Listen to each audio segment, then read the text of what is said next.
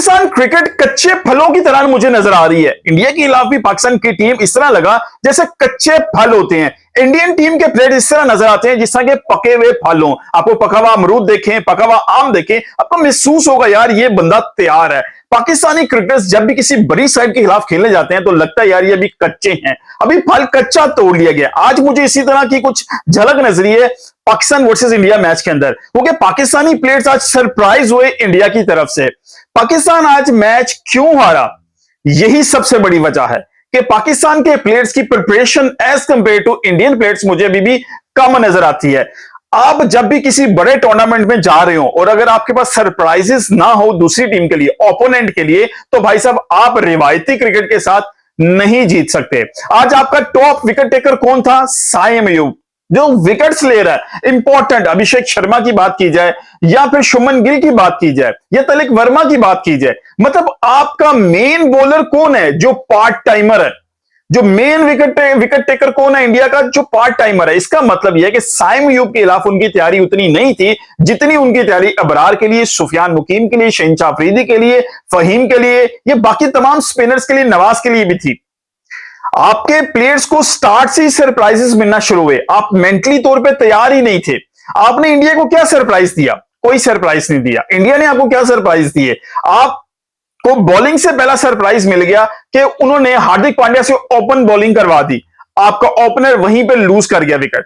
फिर हम अटैक करने गए अगेंस्ट बुमराह, हम वहां पे विकेट लूज की, वो हमने रिस्क लेना था, गया। लेकिन उसके बाद आपके प्लेयर्स मुझे लग रहा है पाकिस्तान के भाई स्पिनर्स को खेलने के काबिल नहीं नजर आ रहे।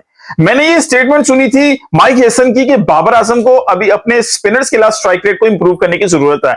मेरा तो ख्याल ये लग रहा है कि पूरे पाकिस्तान की टीम को अपनी स्पिनर्स के खिलाफ स्ट्राइक रेट इंप्रूव करने की जरूरत है।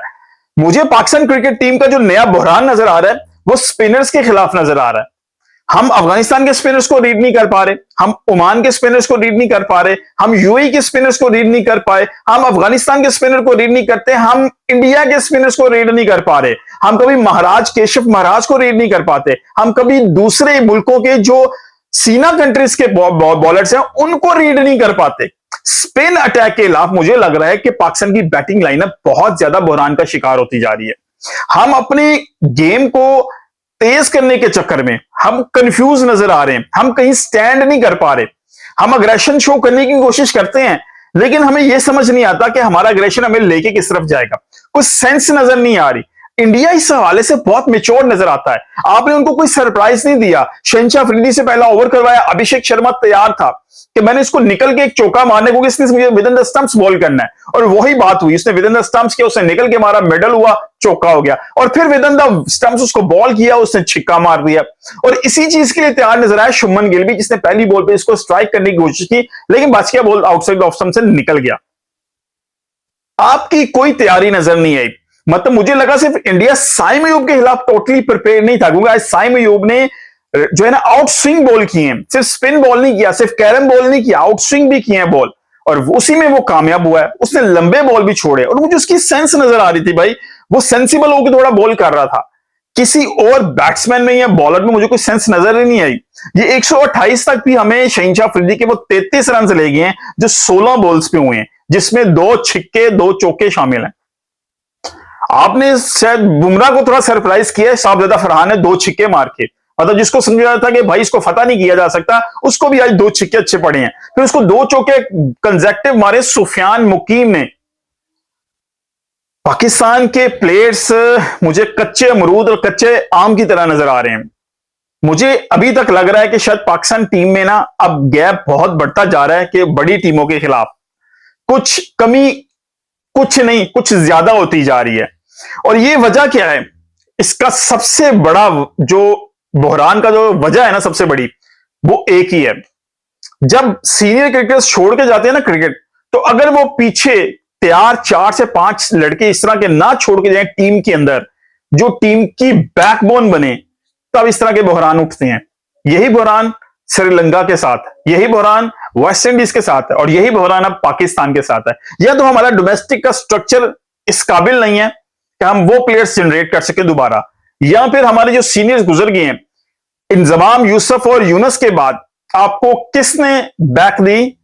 कौन सी बैक थी आपके पास? शोएब मलिक, मोहम्मद हफीज, मिसबाउल हक, मिसबाउल तो यूनुस के साथ रिटायर हो गया, अब शुएब मलिक और मोहम्मद हफीज थे, फिर आपको बीच में फखर जमान और बाबर आजम मिले, लेकिन आपने उसके राउंड में कुछ इस तरह का पैक जनरेट नहीं किया।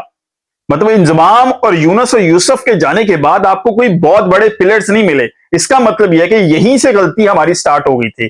अगर आप गंगोली को देखें, उसने सचिन, गंगोली, सहवाग, गौतम गंभीर, युवराज, ये जो रॉयना जब गए थे, इन्होंने पैक ऑफ प्लेयर्स छोड़े, विराट कोहली, रोहित शर्मा, ठीक है, फिर गौतम जो है ना, क्या कहते हैं, और जो बाकी और कई प्लेयर्स हैं जो बीच में वो छोड़ के गए, जो बैकबोन रहे इंडिया की। अब उन्होंने दोबारा नए लड़कों को तैयार करके भेजा, जिसमें अब आपको झलक नजर आई अभिषेक शर्मा की, तिलक वर्मा की, फिर संजू सैमसन पड़ा हुआ है, फिर सूर्य कुमार यादव पड़ा हुआ है, शुभमन गिल है, फिर और इनके वनडे और टेस्ट क्रिकेट के अंदर बहुत बड़े बड़े नाम मौजूद हैं।